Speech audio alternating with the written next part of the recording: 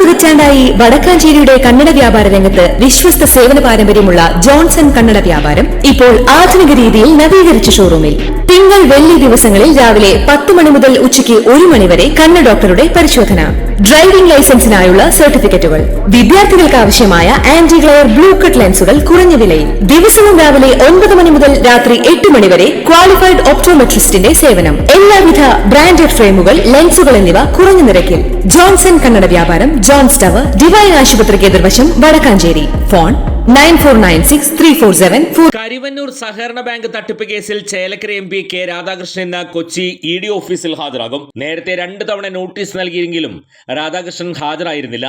തുടർന്നാണ് ഇന്ന് ഹാജരാകണമെന്ന് ED notice നൽകിയത്. ED ആവശ്യപ്പെട്ട രേഖകൾ കഴിഞ്ഞ മാസം 17-ന് രാധാകൃഷ്ണൻ കൈമാറിയിരുന്നു. CPM തൃശൂർ ജില്ലാ സെക്രട്ടറി ആയിരുന്ന കാലത്ത് പാർട്ടിയുടെ ഇടപാടിനെക്കുറിച്ച് മൊഴിയെടുക്കാനാണ് കെ രാധാകൃഷ്ണന് ED നോട്ടീസ് നൽകിയിരിക്കുന്നത്. കരിവന്നൂരിൽ 2ാം ഘട്ട കുറ്റപത്രം സമർപ്പിക്കാനുള്ള ഒരുക്കത്തിലാണ് ED. കൂടുതൽ വാർത്തകൾക്ക് ഞങ്ങളുടെ ചാനൽ സബ്സ്ക്രൈബ് ചെയ്യുക.